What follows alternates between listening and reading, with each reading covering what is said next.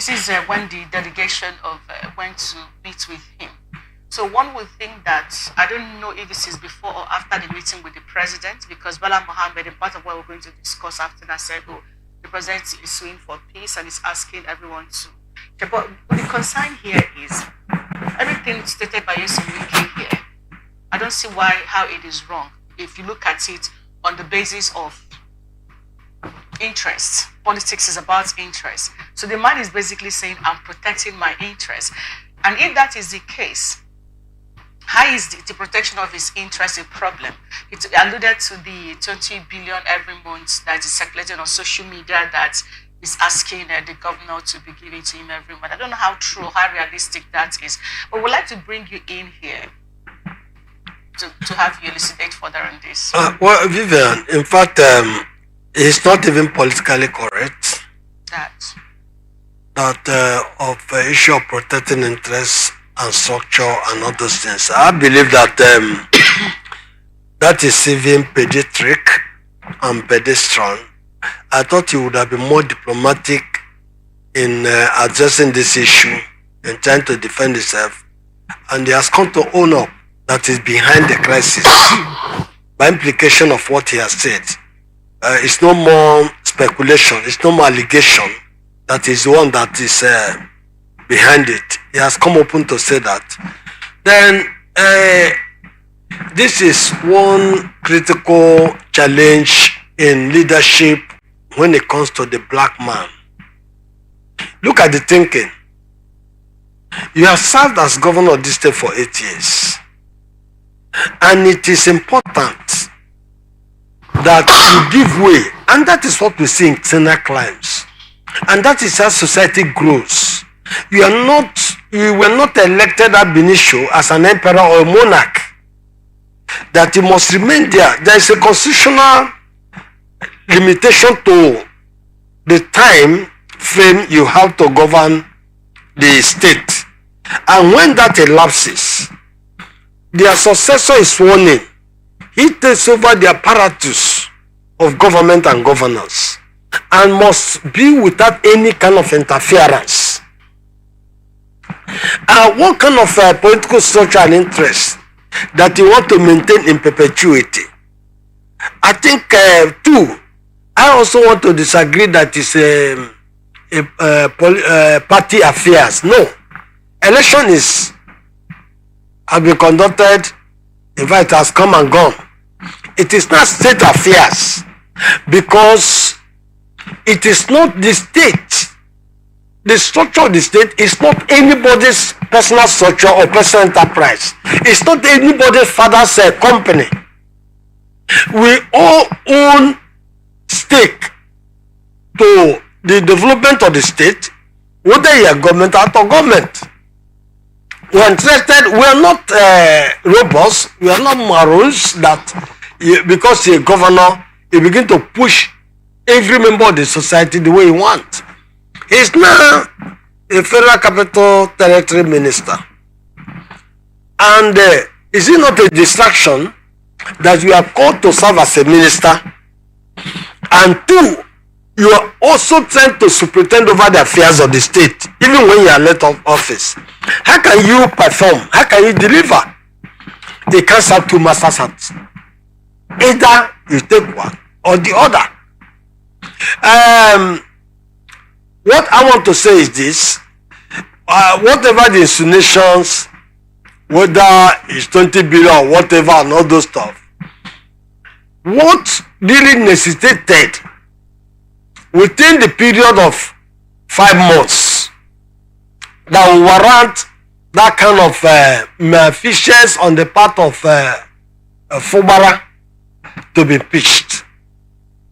I am not his fan, I am not his supporter, I am of the Labour Party and we are in court with him. It's still, the matter of the election is still in court. But what we are saying is this. We must have to maintain sanity in our conduct, in the conduct of our relations, our relationship in the affairs of the state. Whatever that is wrong, we must say it is wrong. Whatever it is right, we say it is right. Bible says, he that sees evil and says is good, woe to that person. And he that sees evil and say, who that sees good and says evil, woe to that person. So when once something is bad, let us join hands together and say it is not right. So I cannot say, if you are serving notice to Fubara, what does that notice contain? What has it done between May 29th and now that warrant the impeachment? And what has Fubara done to destroy your structure? You influence almost 100% of the appointments of commissioners. The chief of staff, the man was not even allowed to hire a house girl or a house boy. All the members of House of Assembly, he influenced them. All the local government chairmen are presently constituted, he influenced them. So which structure again are you talking?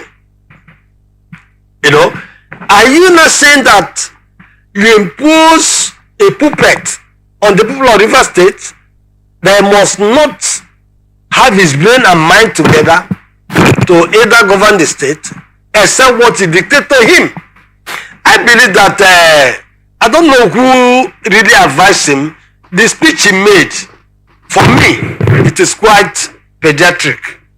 The speech he made, and when I listened to that speech, I said, I played it again to know whether it's the one talking. Because, you see, a statesman must have a language, a healing language, a language that will really provide that kind of, at least somehow mitigate every frayed nerves in the state. But not this kind of speech. This kind of speech. And the two, let us emphasize this thing. The black man should stop this mentality. That you hand it over to somebody does not mean that that person is subservient to you. That person is answerable to you. That person is accountable to you. It is wrong. When you go to America and all those European countries, when somebody leaves the presidency, when someone lives as governor, he lives a private life and does not really teleguide whoever that is succeeding him. And this is where I listen when even the people who was addressing in that interview, whether it's Sassat, whatever, some of them were laughing. You can imagine the kind of stupidity, the kind of low mental language, please. The kind of low mental disposition that we espouse because of, like Alfred Babalola has said, politics is the only lucrative industry and everybody want to position himself. If not, this action that happened in River State on Monday ought to be condemned by everybody. Ought to be condemned by everybody.